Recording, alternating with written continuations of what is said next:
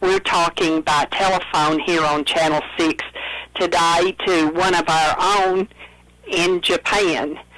She is Rebecca Snell Brayerton. She is there with her family where her husband is stationed. And Rebecca, where is that in Japan that your husband is stationed?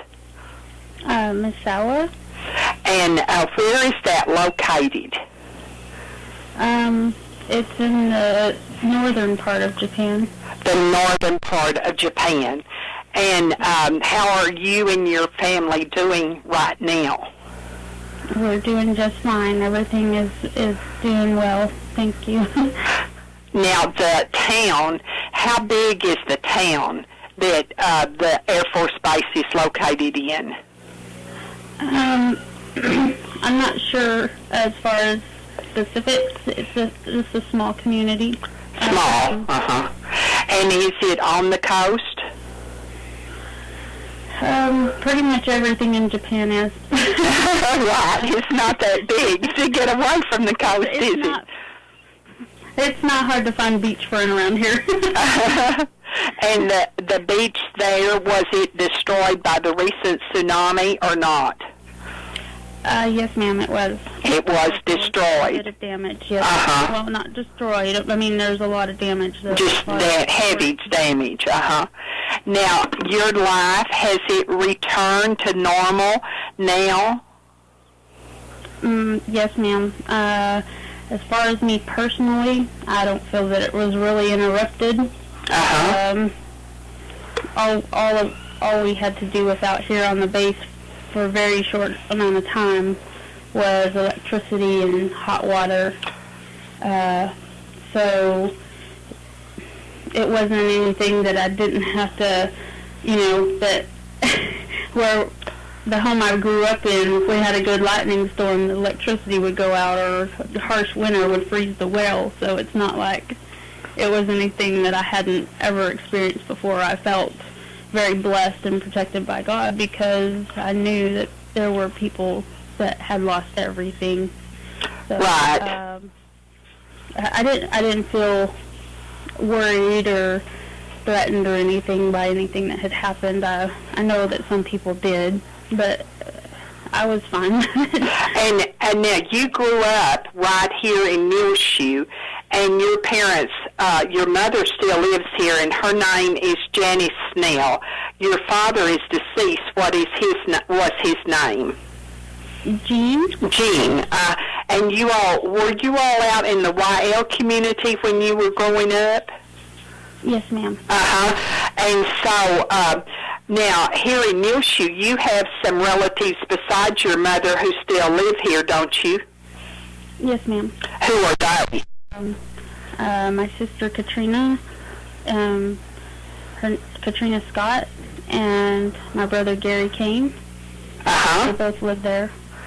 And then my nieces and nephews. And so a lot of friends, too, and we're all interested, of course, in Japan, and you real specifically in your family. Now, your husband, Scott, is with the Air Force, and how long have you all been stationed there in Japan? We've been here for almost 2 years. We got here in August of 2009. And you came from where? Where were you transferred from? From Wichita Falls. And so was this your first experience living outside of the United States? Yes, ma'am. The people of Japan, how do they seem to be faring overall in these disasters? Well, I don't know specifics really, just what I've heard. That they're working to get their communities put back together. Some are worse than others. The local community here, they are working quickly to restore things back to normal. As far as resources, I'm not any expert at all Sure. on this, I just know that resources are going to take a while to get back to normal for the area. Is there any way the people of Muleshoe and the United States can help specifically? Right now, the only way that people can help with the things over here is if they wanted to donate money through the Red Cross towards the disasters over here. They just have to go to redcross.org and choose the area of the disaster that they want to donate to, and 100% of the proceeds goes towards that disaster. Everything goes to the disaster, right? At 100%, yes, if you donate to the Red Cross. Yes, ma'am. That is wonderful to know. I did not understand that. That is wonderful to know. 100% of your contributions go directly to the disaster if you contribute to the American Red Cross. And you can go on to AmericanRedCross.org, is that right? Rebecca, I didn't mean to call you Katrina. Okay. Rebecca, how old are you now? 33. 33, and you have 6 children, right? Yes, ma'am. How are the children doing in the aftershocks of the earthquake? They're doing really well. Probably better than before. They're learning to live without all the electronics again, so that's good. That's true. But as far as being afraid, they're not. I think part of it's because Scott and I weren't afraid. We haven't made it anything out of the ordinary. We've just taught them that they have to conserve energy, because that's a big thing right now. We are having to conserve some energy to get to help out with getting everybody totally restored, including the locals in town.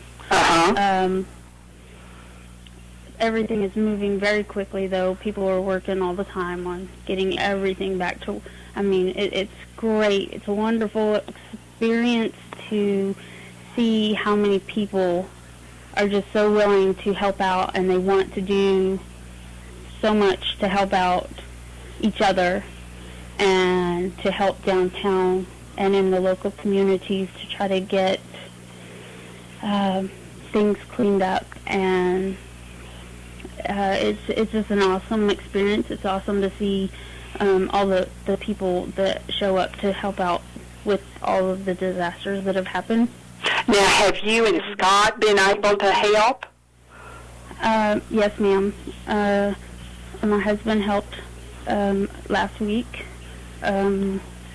He helped clean up a restaurant down in Hachinohe, and I went the next day and helped here at the local beach and the port, helped clean up. And then Monday I went to Hachinohe where my husband was and helped start cleaning up a warehouse that was behind the restaurant that he cleaned up. And the restaurant that he cleaned up, that him and the crew that he went with, that they cleaned up together, they actually were able to open up on Monday. Really? For a little while. So it was nice to see that they were able to do that. And so it's a good feeling to know that they're being able to have a little bit of normalcy again. They're very, very kind and very thankful people for the help that they get, and they're really great to work with. Now, how far are you from the nuclear plants? I don't know the exact mileage. We are, I think, don't quote me on this because I'm not positive.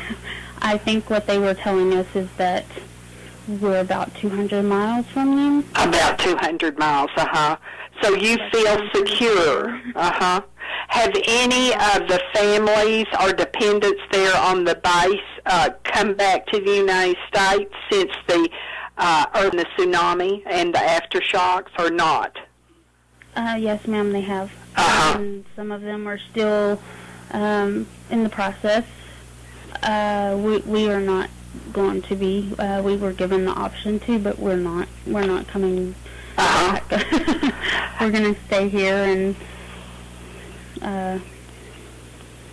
it was, I believe, a voluntary return for dependents that the government offered. I see.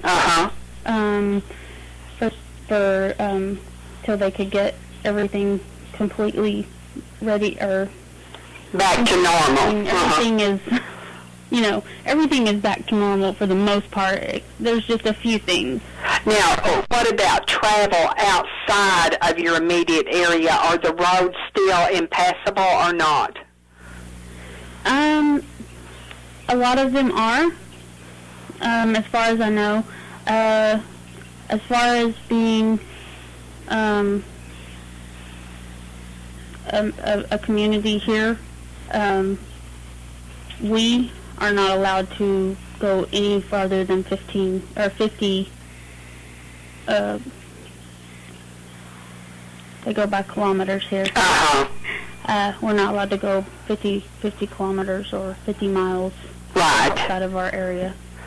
And that's good. It's a safety thing. Sure. So that they can make sure that they know where. And you have plenty of food there on the base. Yes, ma'am.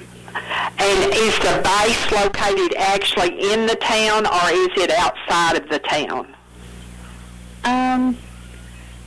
I'm not sure if I'm allowed to say. Oh, okay, that's fine. Don't worry about that, because I don't want to ask you anything you shouldn't answer. Now, your children, are they any way being able to express themselves in their school there on the base? Are they having any activities to help them understand what has happened or how they could help as children? As far as the children, they're not really able to help unless they're 16 or older. I see. There's a lot of debris. There's a lot of dangers even for the adults. There's lots of nails, broken glass, chemicals, stuff like that from the debris because tsunamis and tidal waves hit offshore. That's where a lot of the livelihood around here, making a living, is they're fishermen. Yes. Because there is so much ocean. And so a lot of the places that were hit were the ports. There's a lot of barrels with oil and stuff like that.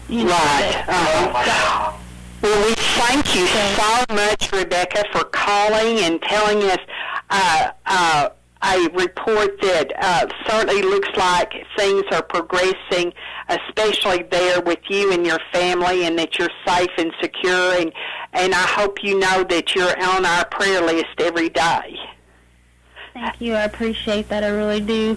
I think that's very wonderful. I try to keep people reminded to definitely keep our friends down south in very big prayer, because that's the place that was hit the hardest. Right.